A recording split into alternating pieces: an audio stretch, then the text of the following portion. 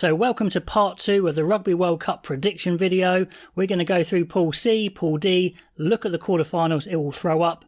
Now I say we, obviously I did the first part with Tim from Egg Chasers, but he's not here because we lost the video that second half. No idea where it is, but I'm going to try and summarise what we decided and why, and I'd love to know your thoughts. If you haven't already entered our fantasy league below, please do. There, link in the description below. We've got nearly 2,000 joined up to that. Love you guys on board as well.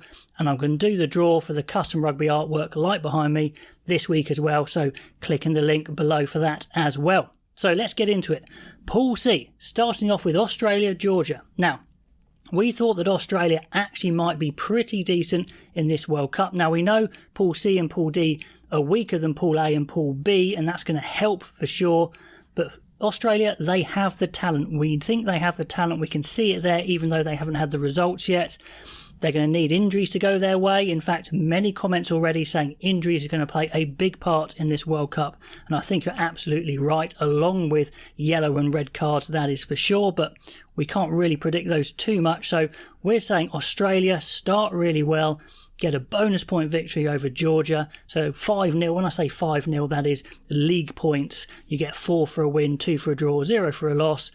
1 bonus point for 4 or more tries and 1 bonus point for losing within 7 or less. Then the next game, Wales-Fiji. Now, we actually think that Fiji are going to have a really good tournament.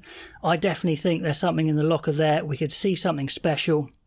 We don't quite know what Wales are going to bring, so that's an unknown. So I'm saying it's a close game, but loads of tries.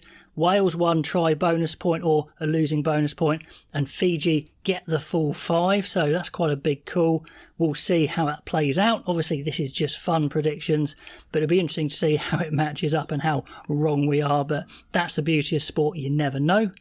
Then we think Wales are going to bounce back against Portugal. Portugal are going to be really, really exciting to watch. Give it their all, but I don't think they're going to get anything out of this World Cup. So Wales 5, Portugal 0. That's obviously the table points there. Then I think Australia will actually win against Fiji as well with another exciting game. Loads of tries. So 5 points Australia, 2 Fiji. Georgia, I think, will be too strong for Portugal and have their best game of the tournament, so they'll get a 5-0 there.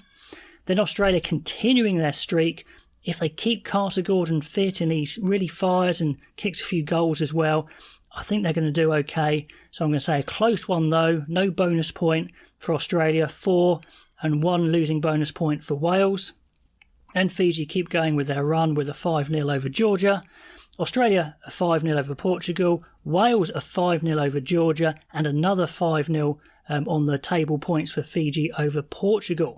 So that would mean Pool C looks like this, with first place to Australia on 19, second to Fiji on 17, and Wales not making it through the pool. Now, like I say, we don't know what Wales are going to bring. It could well be Wales going through, but as I see it at the moment, I think that's how it's going to go. Let's see. Georgia with 6 points and Portugal, unfortunately, not getting a point. Then finally on to Pool D. England, I think there's something there. Am I being over-optimistic? Probably, but they've underperformed for a long time now.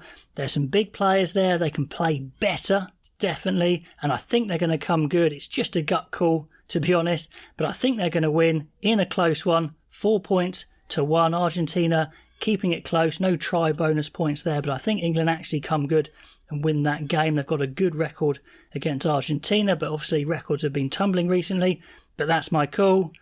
Japan, I think they can have too much for Chile. Chile's first tournament, very exciting for them. So any Chile fans out there, you're going to have a great time. I think it might be a little bit too hard, so Japan 5-0 there, and Samoa 5-0 over Chile as well. That is obviously table points. Then England, I think they get on a bit of a roll. They've had a good record against Japan. They seem to have their number. They can out-physical them if they want to. And I think they go 5-0 there against Japan. Argentina come back strong against Samoa. Samoa, I think, are going to be very competitive. But a fired-up Argentina, if they'd lost to England, I say they win that close one 4-1. England, I think, are 5-0 over Chile. Japan, the one that's missing out in this group, really having a bit of a disappointing World Cup, I think. They lose to Samoa in a high-scoring game, though. So a bonus point, try bonus point for Japan, 5 table points for Samoa with a try bonus points. Argentina are 5-0 over Chile. England not scoring 4 tries or more against Samoa but getting the win 4-0. And Japan losing to Argentina 0-5. So this is how Pool D would look. It would mean that England go through as first. We will see. Come after me after the pool is over if I am wrong on that one. Maybe not just yet, but it is a bit of fun. Argentina in second on 15. Samoa, a decent showing on 11. And Japan, disappointed on 6. And Chile would have given it their all, but maybe on 0. So this is how the quarterfinals would play out with part 1 of the video and this part here. These are the quarters. We get Australia against Argentina. 2 sides that know themselves, know each other really well from the Rugby Championship. So that's going to be hotly contested. Then in quarterfinal 2, we have Ireland versus New Zealand. An absolute barnstormer there. Kind of a rerun of that tour of New Zealand from Ireland. Only one of those goes through, which is obviously the problem with the draw.